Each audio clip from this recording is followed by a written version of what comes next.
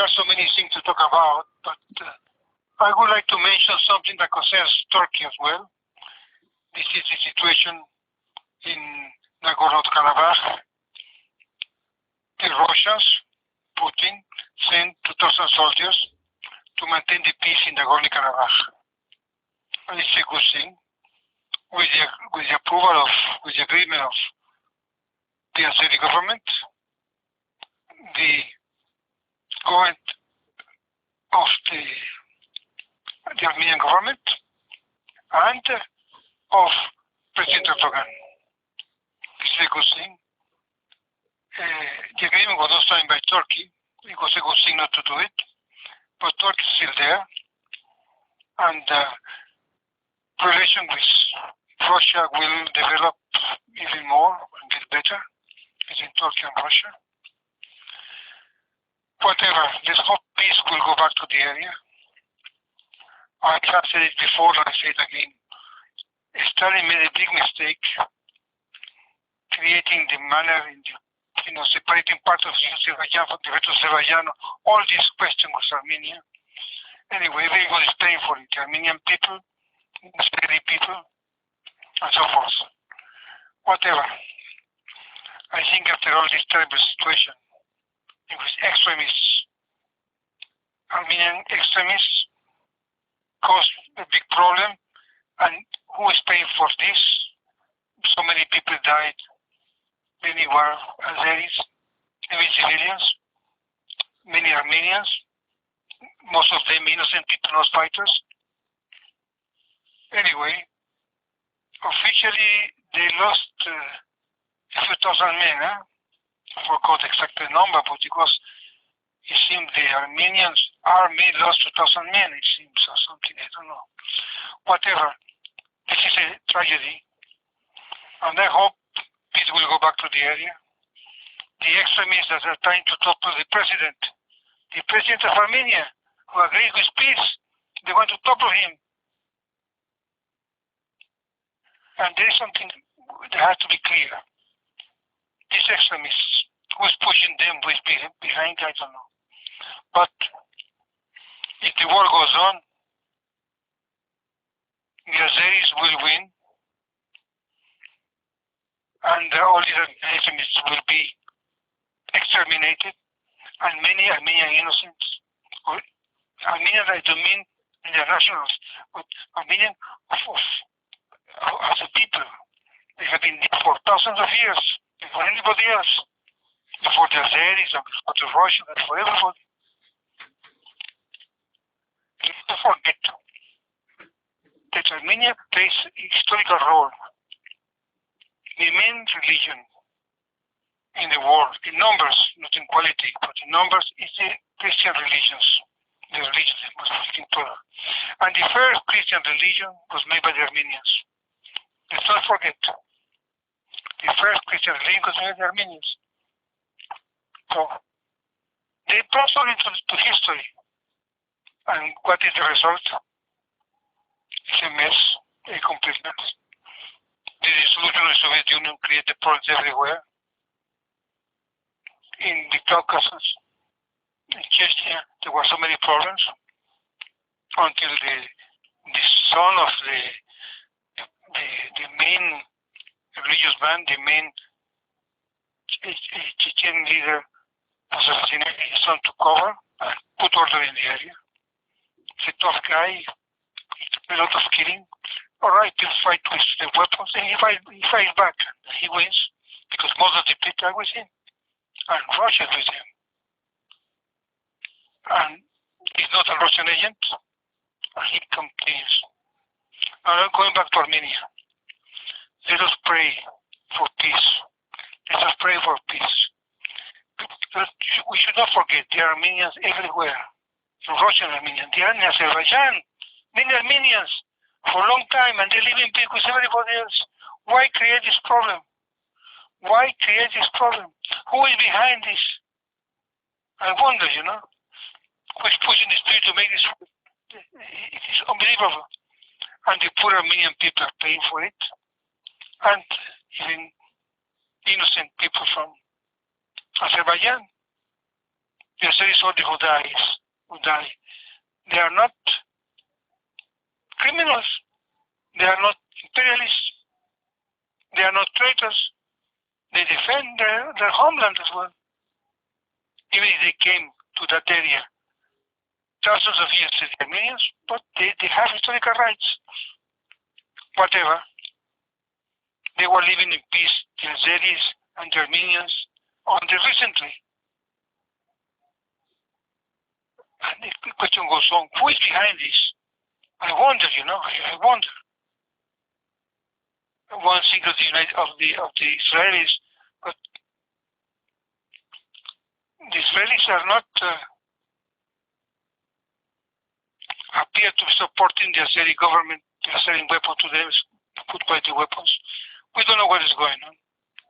Or at least I don't know what is going on. But the results are terrible. Let's hope peace, salam will come to that area. And these people will work all together to bring back peace, and the result of peace. People will work, will produce, will sell, will go to school, will learn Armenian, will learn Azeri, and of course, will learn Russian, because this is an important language for everybody. We must not forget that there are more Armenians in Moscow than there are in the capital of the Armenian Republic. More Armenians in numbers. Anyway, Azerbaijan, you have an independent government, a national government, nationalist, in the sense, not ideological, but in the sense that they support their people, they protect their people, the Azeris, and all the other, not only the Armenian, but other small nationalities who live there in Azerbaijan. I wonder, I don't know what is going on, but I wonder who is behind this? What is the point of doing this kind of mess? We should live together. We must not forget that historically the Muslims respected everybody. The Christians, the Jews, even these small sects, monotheist sects in the north of Iraq, they respected them. These are the descendants, the people close to the Prophet, alayhi salam wa salam. And what is going on now? And these extremists, these so-called Muslim extremists who are putting bombs, who are doing killings, who are doing things, what will be the result of this? They will never win. They will never take power. But they create a mess who pay the innocent people, Muslims. We can see it everywhere.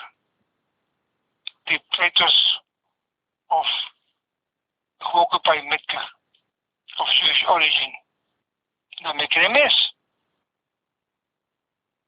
And they're fighting against Iran. In spite of the differences, religious differences we have with the Shiite, but Iran is an important power. It's a military power. And the majority of the people of Iran are for the Muslim revolution, for the Islamic revolution. We must not forget this. When you had a legend regime, like the Shah regime, corrupted regime, we have now an independent regime. They have not intervened, and there have been some attacks against the government in Tehran, provoked by young jihadis manipulated. And I wonder who is behind this. Anyway, it's not Russia. This is certain. And these people who sacrifice themselves, they are people who believe in God, who think they are doing a good thing, and in fact they are being manipulated. Whatever. We hope for the best and we fear the worst. We have a change in the United States. With the new President Biden, things cannot be worse than with Trump. Practically, President Trump has accepted that he has not been re-elected. I hope the official result will come and he will not be the next president of the United States. I think it's clear that this president is Mr. Biden, the new president. We don't know what will happen, but we should fight for peace. For peace. Even if we have to use weapons to defend the peace. I always vote for peace. The Palestinian people wanted for peace. The Fedayeen were working for peace. Peace in the Holy Land of Palestine, in their land in which they all live together, Christians, Muslims, and Jews, Palestinian Jews. It was not any problem until the British came, and with them came the Zionists, the bad Zionists, because they were Zionists before, at the time of the Turkish Empire, and they were there, and they were not bothering everybody. They were not bothering anybody. Anyway, they lost, and have a corrupted man, immoral man, like Benjamin Netanyahu, as Prime Minister. And because of electoral problem, now because of the health crisis, the pandemic, coronavirus 19 pandemic, he remains as a prime minister. He should be in prison. I hope he will go to prison. I hope he will go to prison. Already we killed, I said we, when I said FLP comrades, including the mother of one of my babies. She killed the brother, the elder brother of Netanyahu, Colonel Netanyahu, the term Colonel Netanyahu. We must not forget this. So I am personally involved in a scale like this, in a moral way, in this situation. I only wonder about something. The Israelis were selling weapons to Azerbaijan. And this is very curious. Because the Israeli government is not the Zionist government, it's not an Asian government, it's an independent government. The actual president of Azerbaijan is the son of the former president who died. Peace be upon his soul. And they have an independent government, but they have some kind of relation with Israel. Of course, when you're making war, you get weapons from where you can. And the Israelis has one of the best weapon industry in the world. Do not forget this. And I repeat something I said many times, I'm very proud of this. The only country in the world which retired the recognition of the State of Israel. Russia has good relations with Israelis. They recognize the State of Israel. It was the first one in 1948 who voted in the United Nations for the recognition of the State of Israel. The first one, even before the United States. So, Stalin could play the game. He was thinking that with the communists, he was in Palestine. He was communist, he will be able to take power. He lost. Anyway, it was not the only time Stalin made mistakes. You had the mistake he made in Yugoslavia. The mistake he made, making this funny separation of peoples in Azerbaijan, funny frontiers, these strange frontiers. Whatever. We have to have faith in the future. Because the people, the Armenian people, the Azeri people, the majority of the people will, and of course the Russians and the Turks, will fight, to say like this, for peace. For peace. The true enemies of Turkey, the true enemies of the Turkish people, are not the Kurds, are not the Russians,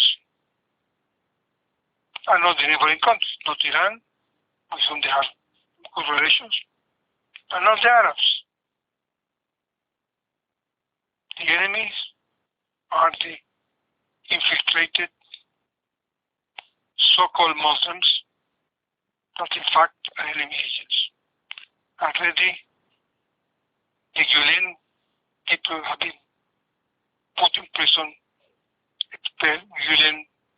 Fethullah Gulen is in the United States on the American position since before the Islamic government took power in Ankara and Istanbul before. But still they are alive. They operate everywhere. They are powerful in France. They have a school. They are here. They are there. Even in Palestine, it seems they have some schools. They have good relations with Israelis. Everywhere. Even in Latin America, they are everywhere.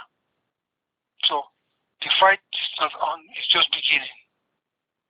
And I hope President Erdogan will adapt himself to reality and respect the opposition. Because not everybody is Islamist. Not everybody has Muslim brothers.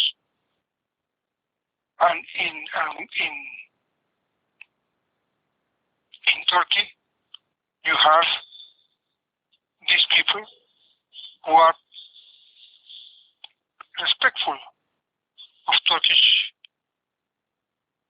history and who are real Turks, but do not support the policy of President Erdogan. Anyway, they should be respected as well. I hope Erdogan will be able to adapt himself to reality and have developed a stronger regime than they have now, a better regime. I was very upset, worried that the son-in-law of President Erdogan is not minister anymore because there were economical mistakes. I don't think he was doing things on purpose to make mistakes, but there is a mess going on. Not everybody who was in the government with President Erdogan, they are not anymore in the government with him. They are not necessarily traitors or enemy agents. I don't know enough to make the analysis who is this, who is that, but I think peace should go back to Turkey because Turkey has already question with Greece, make peace with Greece. Once Greece gives access to Turkey to the sea, because the borders after the First World War are a complete mess, and they should have been smaller than now. Thanks to Kemal Atatürk, they managed to make a bigger Turkey, not as small and was decided by the British and the French. And let's not forget that the Russians, of course, they were in the First World War against Turkey, but the Russians did not play a role destroying Turkey. Let's not forget this. I look forward to have one day an imperial Turkey. It's very imperial with respect, in terms of respect, and will be the main Muslim state in the world with a real Muslim government that will be an inspiration and will protect all the Muslims in the world. Allahu Akbar.